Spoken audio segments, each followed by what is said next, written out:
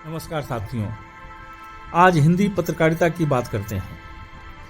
हिंदी पत्रकारिता दिवस मनाते समय हम सवालों से घिरे हैं और जवाब नदारद हैं। पंडित जुगल किशोर शुक्ल ने जब 30 मई 1826 को कोलकाता से उद्दंत मार्तंड की शुरुआत की तो अपने प्रथम संपादकीय में अपनी पत्रकारिता का उद्देश्य लिखते हुए शीर्षक दिया, हिंदुस्तानियों के हित के हेतु। यही हमारी पत्रकारिता का मूल्य हमारे पुरखों ने तय किया था। आखिर क्यों हम पर इन दिनों सवालिया निशान लग रहे हैं? हम भटके हैं या समाज बदल गया है? कुछ दिनों पहले देश के एक प्रतिष्ठित अंग्रेजी दैनिक द्वारा आयोजित एक सम्मान समारोह में मुख्य न्यायाधीश DY चंद्रचूड़ ने कहा कि यदि देश को लोकतांत्रिक रहना है तो प्रेस को स्वतंत्र रहना चाहिए। जब प्रेस को काम करने से रोका जाता है तो लोकतंत्र की जीवंतता से समझौता होता है। माननीय मुख्य न्यायाधीश ऐसा कहने वाली पहली विभूति नहीं हैं।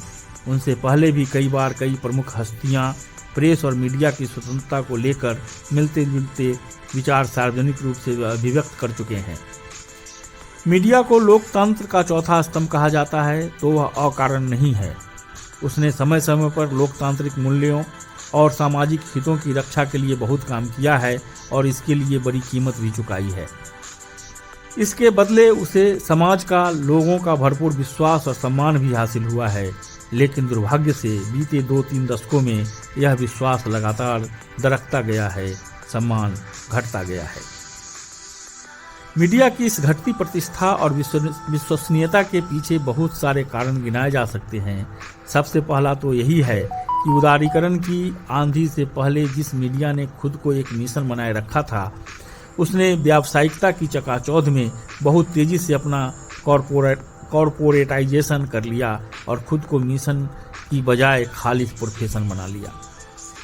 अब जब यह प्रोफेशन बना तो इसकी प्राथमिकताएं भी बदल गईं। जन की जगह धन साक्ष्य बन गया। अधिक से अधिक मुनाफा कमाने के चक्कर में मीडिया प्रतिष्ठानों ने अपने तौर तरीके पूरी तरह बदल लिए।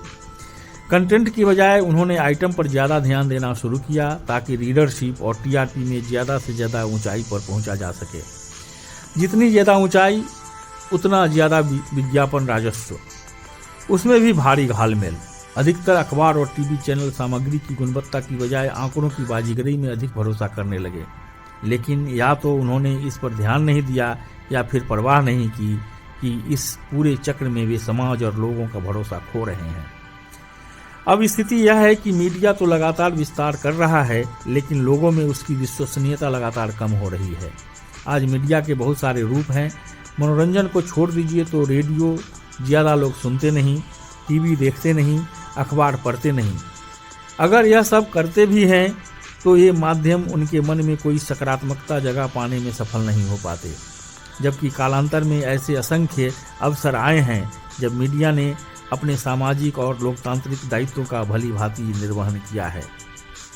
विश्वसनीयता के बदले में पत्रकारिता को 2 वर्गों में बांटा जा सकता है। एक 21वीं सदी के आरंभ से पहले की पत्रकारिता और दूसरी इसके बाद की पत्रकारिता। पहले वर्ग में वह पत्रकारिता आती है जो समाज के लिए जयप्रकाश नारायण और विश्वनाथ प्रताप सिंह जैसे नायकों को मजबूती प्रदान करती थी, भ्रष्टाचार के खिलाफ अपनी आवाज़ बुलंद करती थी, जनहित के लिए सत्ता की नाक में दम किए रहती थी। दूसरी पत्रकारिता वर्ष 2000 से बाद की पत्रकारिता है जिसमें सनसनी है, स्टिंग है, मीडिया ट्रायल है, TRP है, प्रायोजित यात्राएं हैं, निहित स्वार्थ हैं। अगर कुछ नहीं है तो समाज का विश्वास। अब कोई मीडिया की ओर नहीं देखता, लोग उससे कोई उम्मीद नहीं रखते, उस पर भरोसा नहीं करते। उनके लिए मीडिया पर प्रसारित सामग्री मनोरंजन की चीज़ बन चुकी है। हालांकि अखबार अभी तक स्थिति तक नहीं पहुंची है, लेकिन धीरे धीरे बढ़ इसी राह पर रही है। दूसरी वजह पिछले 10-15 सालों में वैकल्पिक मीडिया या डिजिटल मीडिया का दिनों दिन फैलता फलक हो सकती है। वैकल्पिक मीडिया में आम लोगों की अपनी बात सामने रखने की ऐसी सहूलियत प्रदान की गई है जिसने पारंपरिक संचार माध्यमों पर उनकी निर्भरता खत्म कर दी है। अब वे अपनी समस्याएं या चिंताएं लेकर अखबारों, TV चैनलों के चक्कर नहीं काटते, बल्कि फेसबुक या ट्विटर पर पोस्ट करते हैं, क्योंकि इनमें उन्हें भरोसा रहता है कि अब उनकी बात बिना किसी बाधा या समस्या के उन तमाम लोगों तक पहुंच जाएगी जिन तक पहुंचनी चाहिए। तीसरी वजह खुद वह समाज है जो मीडिया पर उसकी जिम्मेदारी ठीक से न निभा पाने का दोषारोपण तो करता है, लेकिन कभी किसी संकट के समय उसके साथ खड़ा नजर नहीं आता। रिपोर्टर विदाउट बॉर्डर्स के मुताबिक वर्ष 2003 से 2022 तक 2 दशकों के दौरान दुनिया भर में 1668 पत्रकारों की हत्या हुई, यानी कि हर साल करीब 84 पत्रकार। इसके अलावा कमेटी टू प्रोटेक्ट जर्नलिस्ट की 2022 की रिपोर्ट के मुताबिक इस साल 1 दिसंबर तक 363 पत्रकारों को गिरफ्तार कर जेल में डाला गया। रिपोर्टर विदाउट बॉर्डर्स की रिपोर्ट इनकी संख्या 533 बताती है। उनकी ताज़ा रिपोर्ट में यह भी कहा गया है कि दुनिया भर में पिछले साल 65 पत्रकारों और मीडिया कर्मियों को बंधक बनाकर रखा गया और 49 लापता हैं।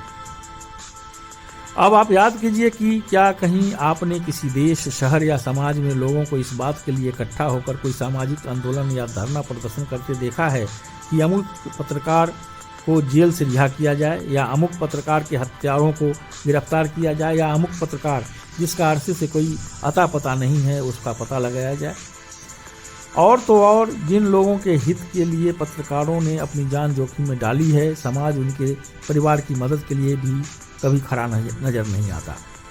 वही समाज जो पानी न आने पर सड़कें जाम कर देता है, किसी सैनिक के शहीद होने पर श्रद्धांजलि यात्राएं निकालता है, अपने अधिकारों के लिए या अपने शहीदों के लिए सम्मान प्रदर्शित करने के लिए सड़कों पर आना कतई गलत नहीं है, और न ही यहाँ इसका विरोध किया जा रहा है, बल्कि कहने का आशय यह है कि एक पत्रकार जब अपना फर्ज निभाते हुए मारा जाता है तो उसकी शहादत उस समाज से भी बदले में कुछ चाहती है जिसके लिए वह शहादत दी गई। बजाय इसके हम उसके चरित्र पर सवाल उठाते हैं या उस पर हमले को जायज साबित करने की कोशिश करते हैं। कहने का आशय यह है कि अगर मीडिया और समाज के बीच विश्वास मिट रहा है तो इसके लिए अकेले मीडिया को ही दोषी नहीं ठहराया जा सकता है। हमें यह नहीं भूलना चाहिए कि आखिर मीडिया भी तो हमारे समाज का ही एक हिस्सा है। जैसा समाज हमने बीते कुछ दशकों में बनाया है, उसका असर मीडिया पर न पड़े, यह कैसे मुमकिन है। इसीलिए अगर मीडिया के प्रति लोगों में, समाज में विश्वास की पुनर्बहाली करनी है तो दोनों स्तर पर प्रयास करना आवश्यक है, क्योंकि ताली एक हाथ से नहीं बजती। तो दोस्तों, आज के लिए बस इतना ही। जल्द ही फिर मिलेंगे एक नए वीडियो के साथ। तब तक मुझे विदा दीजिए। और हाँ, अगर आपने मेरे चैनल को सब्सक्राइब नहीं किया है तो सब्सक्राइब कीजिए, लाइक कीजिए। धन्यवाद, नमस्कार, जय हिंद।